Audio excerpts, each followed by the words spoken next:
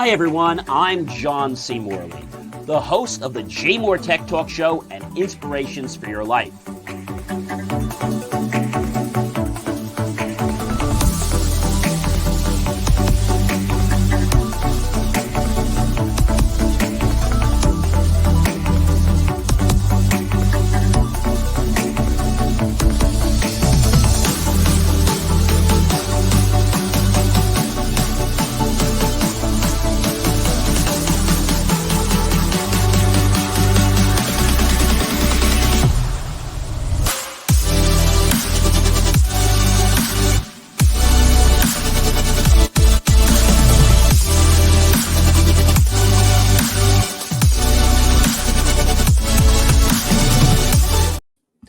Hey guys, it is John C. Morley here, Sir Entrepreneur. Welcome to the JMOR Tech Talk Show.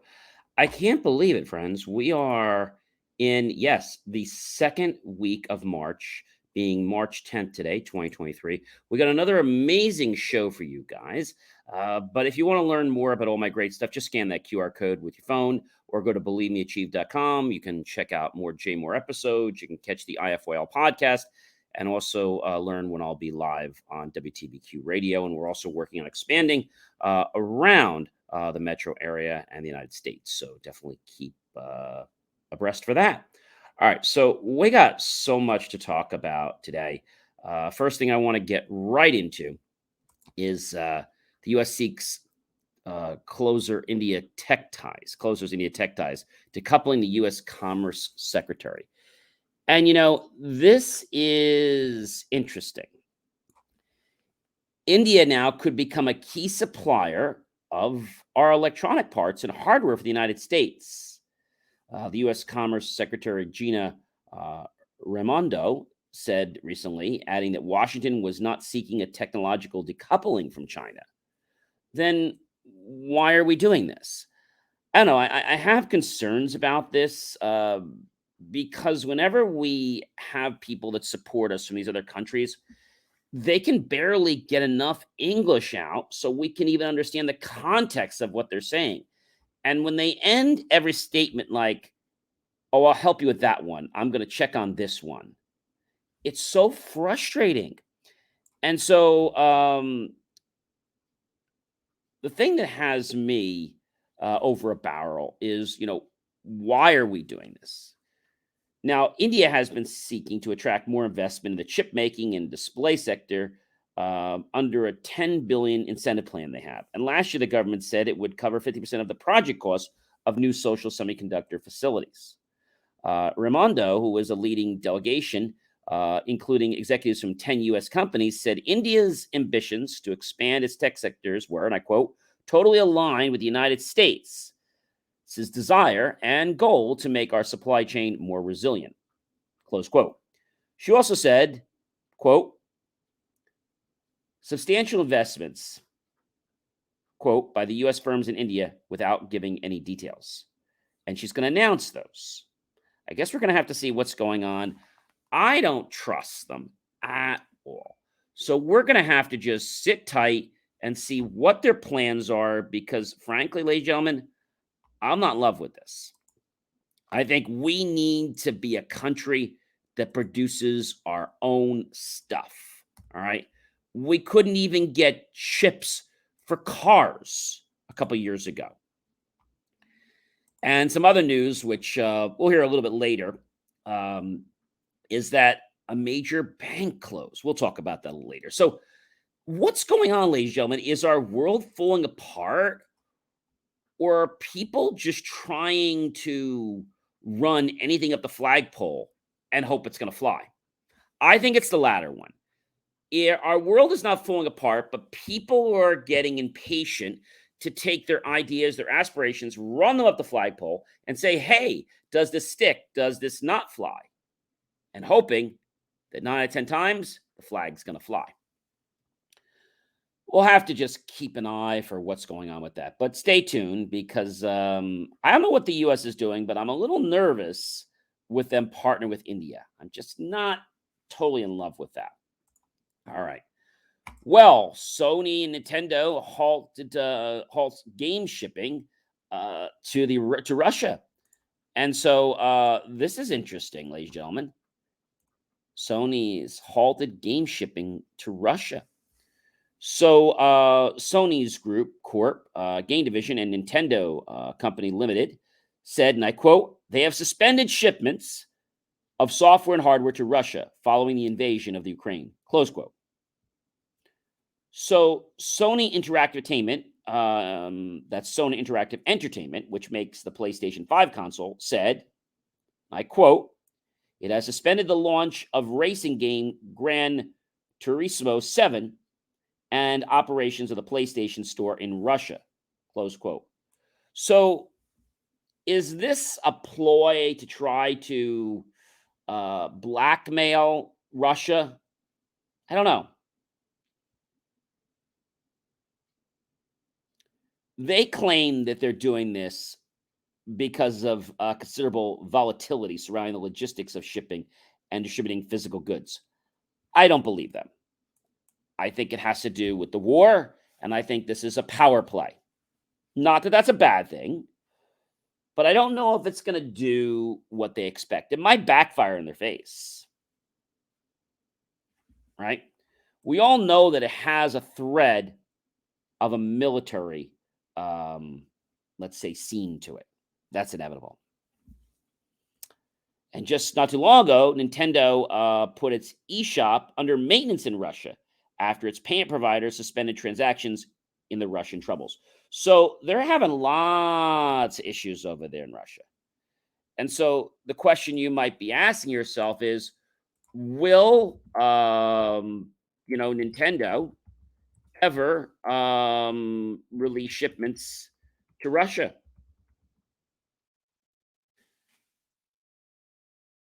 And right now, I don't think we have an answer to that. Of course, they can always pop anytime they want. Is Amazon going to pull out of Russia? Well, Amazon says, and I quote, it has stopped shipping products sold on its retail website to customers based in Russia and cut off access to its video streaming services there, close quote. So it seems like they're pulling out too, but they're not blocking customers that are selling to Russia. It's just things sold and shipped by Amazon.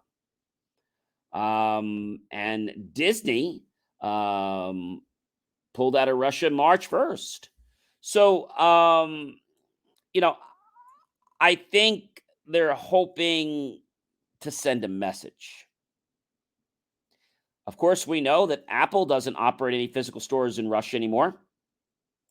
How about Netflix? Netflix is blocked in Russia too. The way people are accessing Netflix in Russia is to use a VPN. How about HBO? Did they pull out? Well, the company's Russia presence goes back 30 years, and BP Rosneft strategic partnership dates back more than 2 decades. So BP's February decision to exit Russia meant that Mr. Looney and former CEO Bob Dudley immediately resigned from Rosneft's board, on which both represented BP. That's very, very interesting. Can I ship a phone to Russia? The short answer is yes. And you can ship the iPhone to Russia and it will work. But again, there are no stores over there. So who else do we have left? Is Starbucks going to pull out of Russia? Well, Starbucks announced that it will exit the Russian market, joining such corporate giants that have already pulled out, like McDonald's, ExxonMobil, and Netflix, over the invasion of the Ukraine. This is interesting. Is this really going to matter to Russia? I don't think so. I think it's just a drop in the bucket for them, but we're hoping somewhere that it's going to do something. And they're really making a statement. That's what they're doing.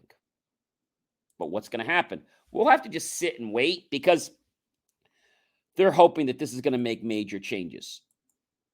I think we're just going to get some people aggravated, and people are just going to go other places. I mean, they could stream movies from all over the internet. Why would they have to go to Netflix?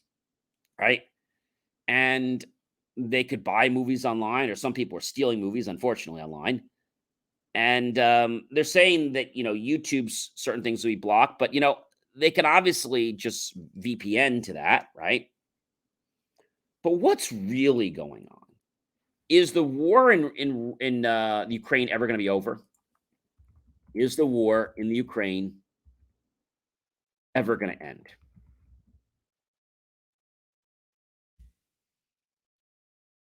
You know, People asked this question months ago. Okay, it's ongoing, and I know it's costing both sides lots of money. But what is it really going to take for Russia to just stop? Some people are saying it's probably another year because that's all they can hang on financially. Both armies have really had some very serious, staggering losses.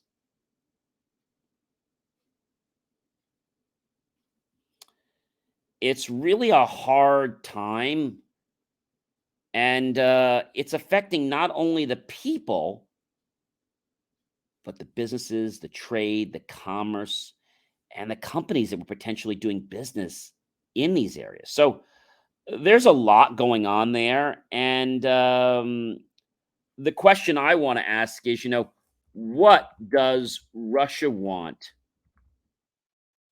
end the war?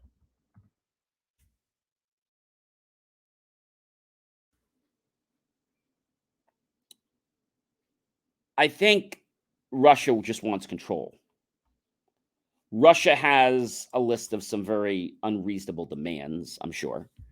Um, they include, but are not limited to, the Ukraine's recognition of Russian occupied Crimea, independence for separatists controlled Lucanist and Donatists, and demilitarization and denazification. It's interesting. I mean, unfortunately, I think the Ukraine was just at the wrong place at the wrong time, and this war was going to happen. Even if it didn't happen this year, it might have happened next year or a few years down the road. But universities and theorists from all around the world are saying, how will the war end? That's the multi-billion dollar question. How and when? This war is really about the Russians' military illegal seizure. Okay. And, you know, they thought that just by doing this, that everyone would step down. But the Ukraine is a very tough country. And so I feel that even some people in Russia are starting to give these people a kudos because some of the people in Russia are embarrassed, but they won't say it publicly, that a country like theirs would be going after Ukraine when these people are barely able to put food on their table. So we'll have to see what happens with that, ladies and gentlemen, but it's going to be interesting what's going on. And Facebook allows war posts urging violence against Russian invaders. What the heck is this all about, guys? I thought they were always about, keeping things very non-warlike. Well, as of today, Meta Platforms, Facebook, will allow Facebook and Instagram users in some countries to call for violence against Russians and Russian soldiers in the context of the Ukraine invasion, according to international emails seen by Reuters. And I quote, the question is, why? And I have to say that there's got to be money in it. Unfortunately, there's got to be money in it because we know that Facebook doesn't just make rules because they want to make rules. Their rules are tied to some monetary gain for them or a partner that they're heavily, let's say, sleeping with. Okay. By that, I mean really invested with, or that they're investing them with their capital. So I think that's the name of the game. And we're just going to have to sit tight and see what's going to go on. But I can tell you this, ladies and gentlemen, what's going on right now and the way Facebook's going to allow this, I think it's setting a double standard. Facebook will now allow this. Facebook will allow war posts. And they're saying temporarily allows posts in the Ukraine war. So that means they could pull it back anytime they want.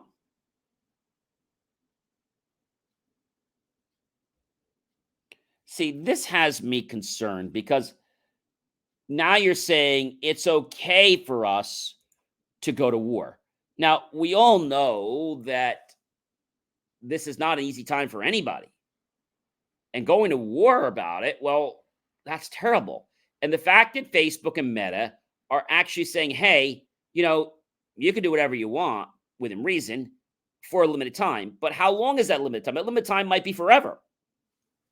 We all know that they make rules. Okay. I knew somebody that had an issue with one of their features, which I'm sure you have known someone like that too. It took months for them to fix the feature, a feature that prevented someone I knew from getting paid from their platform. That's absolutely terrible. And the amount of complaints he had to put through before they actually fixed it, it took them 2 to 3 months to fix the issue.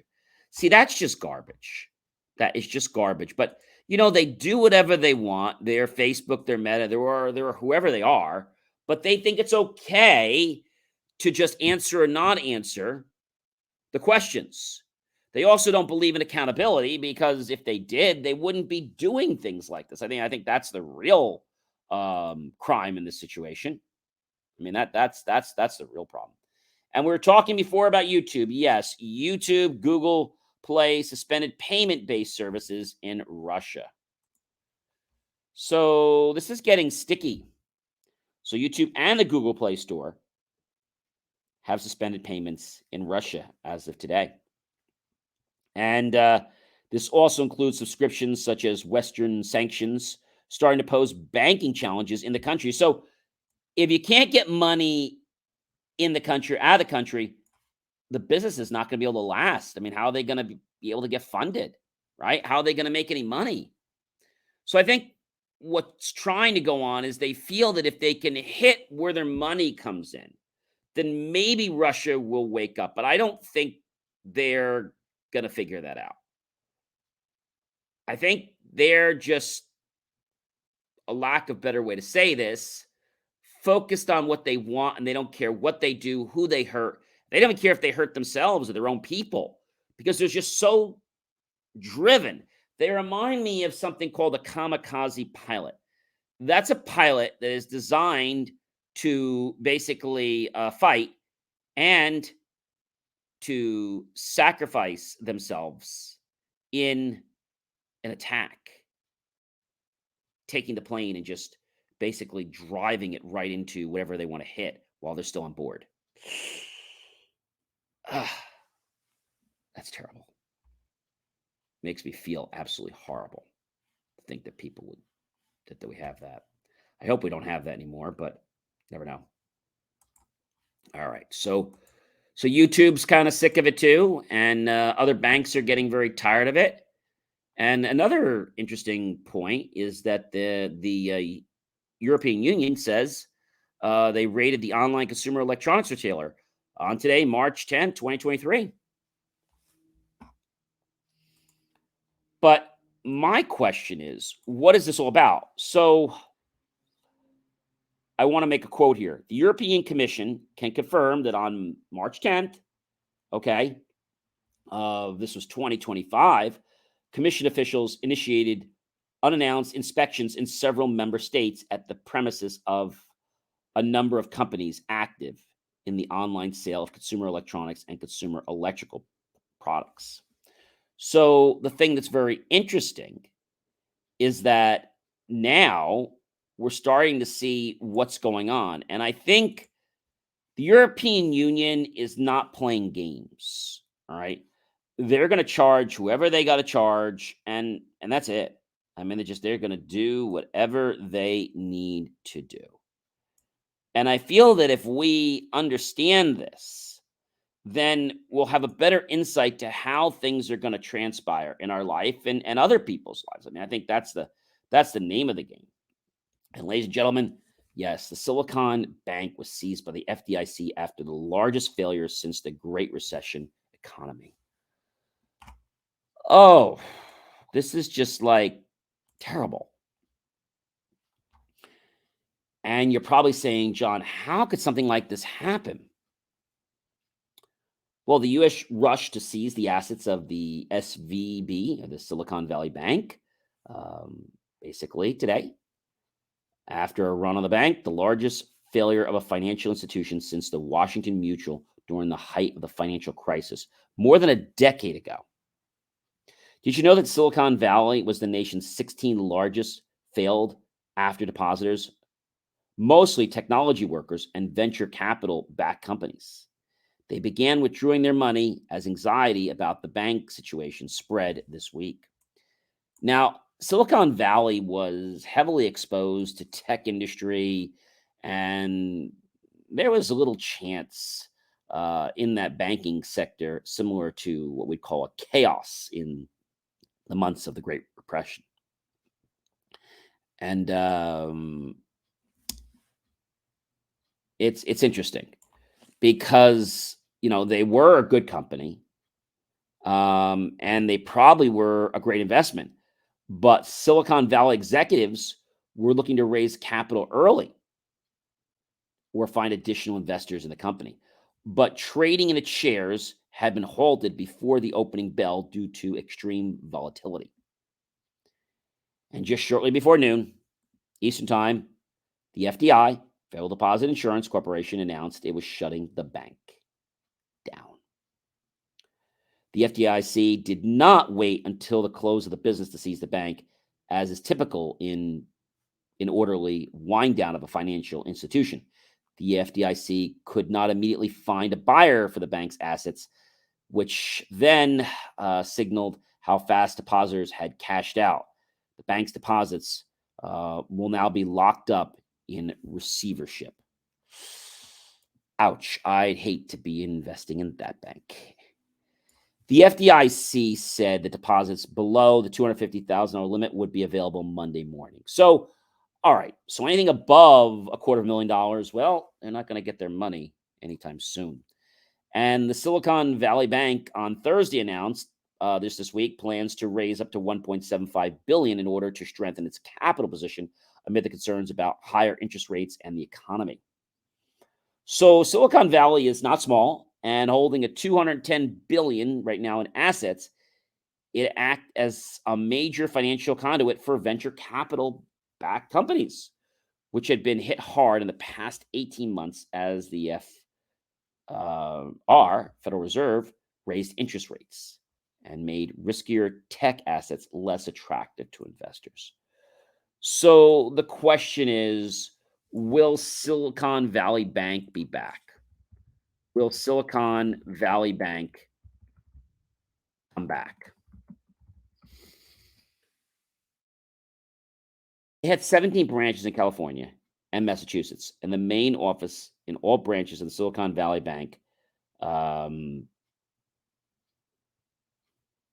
was handling this. And the thing about it is that what's been going on, ladies and gentlemen, with this bank, um, it's a problem. Now they're saying that on March 13th, the DINB will maintain the Silicon Valley Bank's normal business hours. So, will people get their money back from Silicon Valley Bank?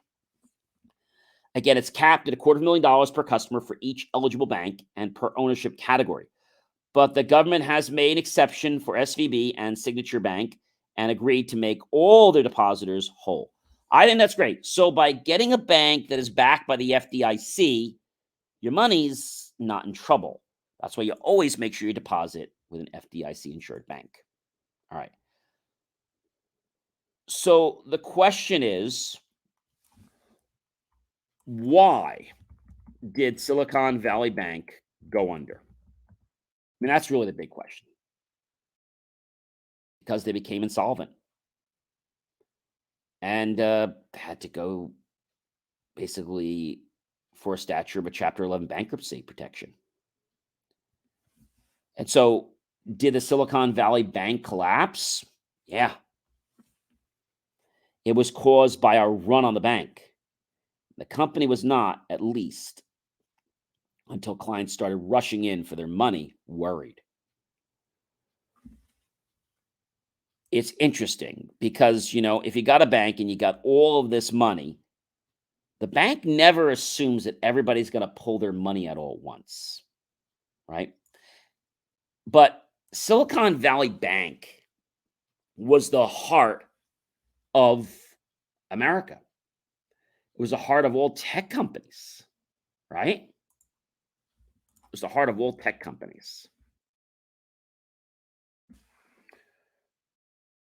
But when we talk about, how the SVB collapsed,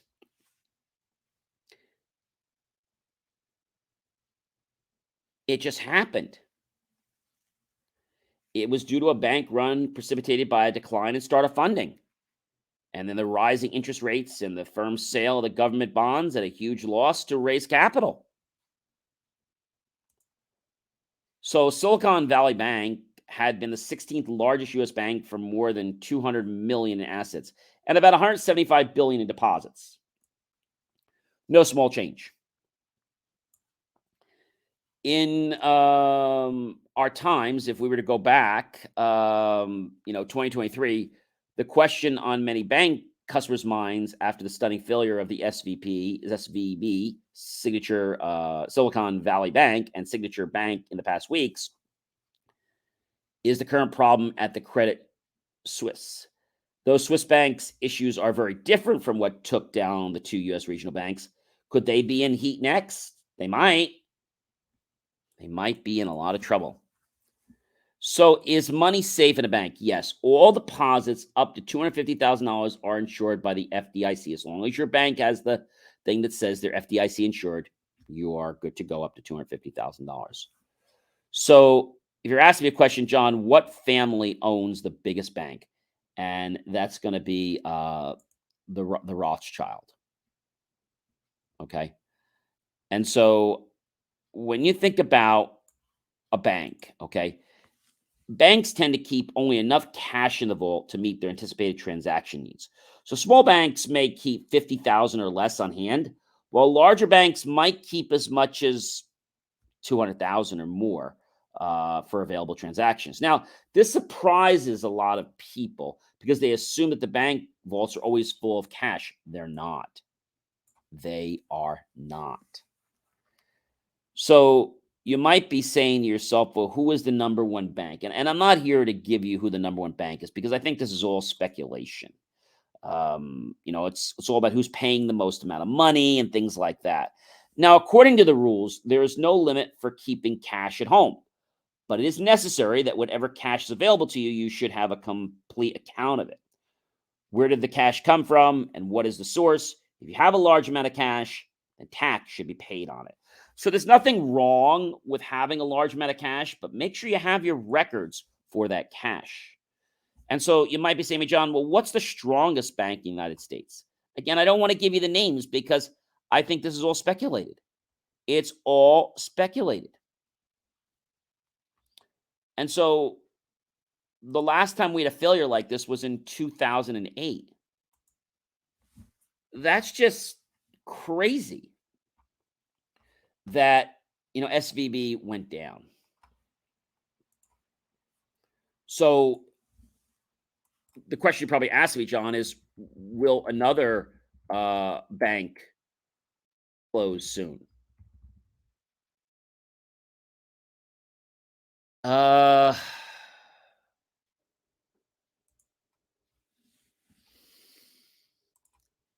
don't know. Don't know. But we see a lot of banks closing their locations and, kind of consolidating, right? So is Silicon SVB the only one, or will there be others?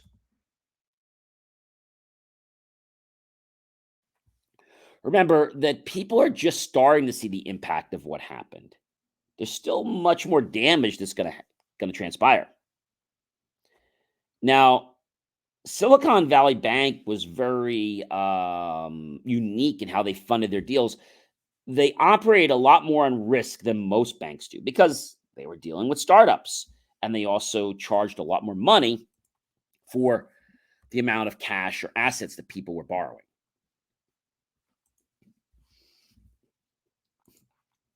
But there was no warning sign. And you might be saying to me, John, so what does it really mean that Silicon Valley Bank has gone out of business?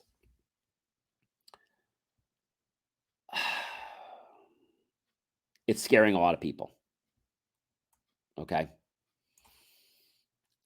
And they're starting to lose trust in banks. Does that mean your bank is in trouble? No.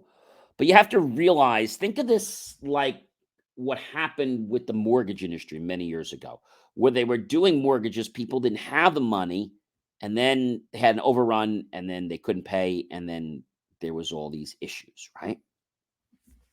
So you might be saying, "Hey, John, well, who is a competitor of SVB?" Well, you got Promoter, you got Coinbase, you got Orion Advisor, FactSet Research Management. Okay, with the biggest one being Promoter. The question is, are these other banks going to have the same failures? Again, they crashed because they did not have enough cash to pay the depositors, so the regulators closed the bank. But the more drawn out answer starts during the pandemic when the SVB and other banks were raking in more deposits than they could lend out to borrowers. I always say there's got to be balance all the time because if there isn't, sooner or later, um, the scales will become in line and someone's not going to be happy with that. But I think what scares people is the fact that they were a foundation for so many types of businesses. So, what does it mean that SVB went out of business? What does it really mean?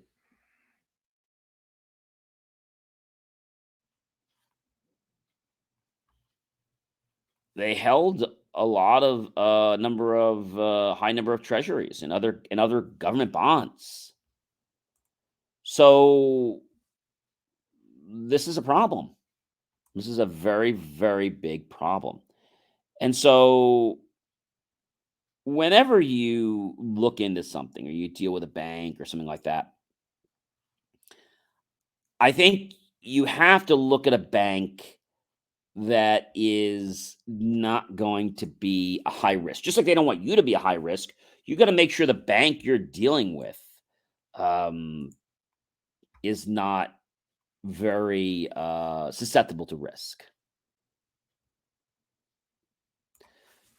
People are saying, well, how bad could it get because of this? Disruptions to cash flow are likely for some businesses. A big effect is on payroll. Lots of people who are wondering if their next paycheck will be disrupted.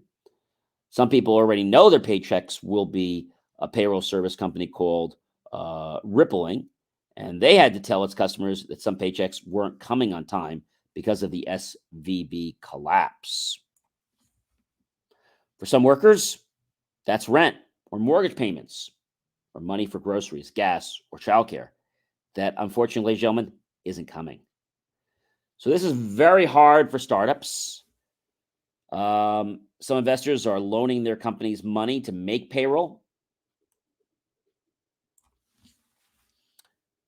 And you have to realize that this might be a big problem because of crypto. But SVB's failure uh, said they don't have anything to do with crypto's meltdown. I don't know. I don't know if I believe that or not. So if SVB doesn't exist anymore, what happens? The FDIC will create a new entity, the Deposit Insurance National Bank of Santa Clara, for all insured deposits for Silicon Valley Bank, and will open for business on March 13th, which they'll be doing soon. And people who have uninsured deposits will be paid an advanced dividend and get a little certificate. But that isn't a guarantee people will get all their money back. Yeah. So the FDIC's job is to get the maximum amount from Silicon Valley Bank's assets. And that could happen a couple ways. One is that another bank acquires SVB, which I wouldn't recommend that, gain the deposits in the process. In the best case scenario, that acquisition means that everyone gets all their money back. Yeah, hooray. And that's the best case, not just for everyone who wants to get their paycheck on time, but also because the FDIC's greater mission is to exist to ensure stability and public confidence in the U.S. banking system.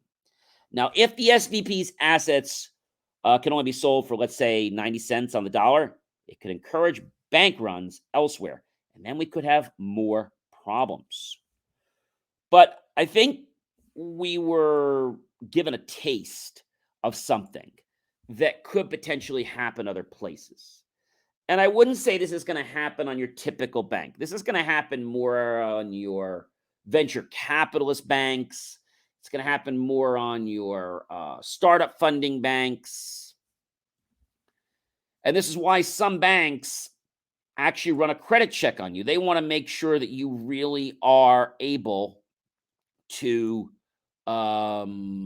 maintain account. They want to see if you've had a bank account in the past. Did you overdraw it? Did you pay it back? Right? Because all these things affect whether the company is going to want to do business with you and could potentially open them up to a greater risk, which could potentially, yes, put them out of business.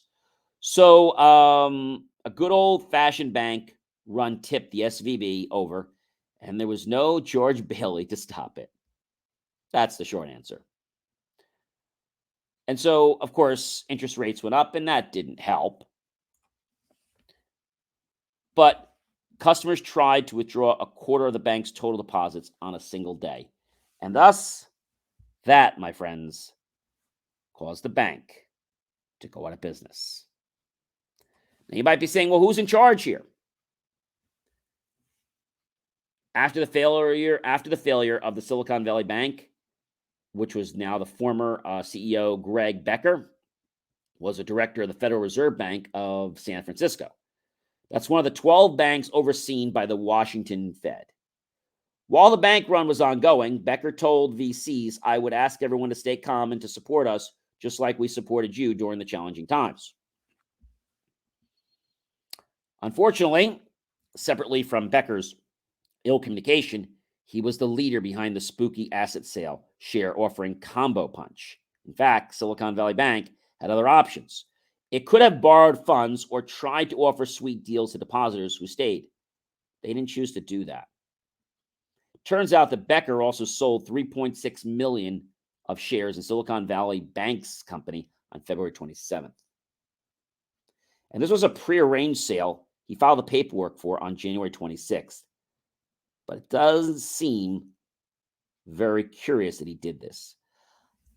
I think the Fed should have been able to monitor this, and they should have saw the writing on the wall, so they could have stepped in before this became a problem. I mean, I know they stepped in, but I think if we would have known this sooner, I think there could have been some way to at least alert them that the bank might be taken over. And, let's face it, I've known people that have borrowed credit card to credit card where they take one, credit card, and let's say they're in business. Well, they decide that they take credit cards for their business. So they run up the balance. Let's say a card was $1,000.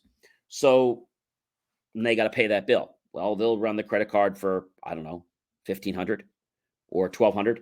And then they'll pay that card back. And then next, if they don't get the money, guess they'll do it again. $1,500. And they'll keep doing this until maybe they get to a limit where the credit card company says, hey, wait a minute. They might get away with doing it up to 10,000, 20,000. Just depends on their cash flow and how good a business they are and how long they've been around. But most companies won't get past $10,000 or $20,000. Once this happens, and now they're in a freeze state, it's like, oh, what am I going to do? How am I going to get out of this mess? I'm very disappointed with the way the officers of SVB operated and what they did. It's like they knew the bank was going to fail. I think they should have tried to sell the bank instead of trying to capitalize money and put themselves out of business. Because if they would have sold the bank, at least that asset would still be there today, and people that need funding could still be able to go there. This all happened because of a run of the banks. And I don't know all the details, but all I do know is that people got scared. And so maybe it was a matter of the bank reaching out to people and kind of making sure, maybe saying, hey, you know what? This month we're going to waive your fees or whatever it is. The bank could have done something. They could have lowered interest rates. They could have done something. And with this something, people would have become a little more comfortable. Not a lot, but just a little bit. Ladies and gentlemen, I'm John C. Morley, Sir Entrepreneur. It has been an amazing privilege, a pleasure, and an honor to be with you this fantastic evening. I hope you will like, love, support the channel, comment below, tag your friends, colleagues, and associates. Share this out with everyone you know on social media. Go to my YouTube channel, John Space C Space MRLY Space Serial Entrepreneur. Look for that key phrase, help keep our content free. Make the choice, ladies and gentlemen, to buy my team and I a cup of coffee, a bowl of fruit, or a nice, delicious dessert. Either way, we're going to be very grateful for those pennies and dollars you invest into us. We'll put that in new hardware, new technology, new equipment, new software, even new facilities to give you the most jaw-dropping, empowered content to change your life. I hope you enjoyed JMOR Tech Talk today. And if you're a guest that would like to apply, well, message me or reach out. We love to have great guests. Remember, this is not a sales show. This is about providing value to so many other people that have a passion about learning what tech is and how it can protect their life and how they can just explore it, learn from it, and become, yes, a better version of themselves. I'll see you guys next week, which you guys know we'll have another great show for you, and that'll be on, the 17th. I don't know where this month's going, but can't wait to see you again next week. Take care. Check out my other great shows at believemeachieve.com. Be well, everyone.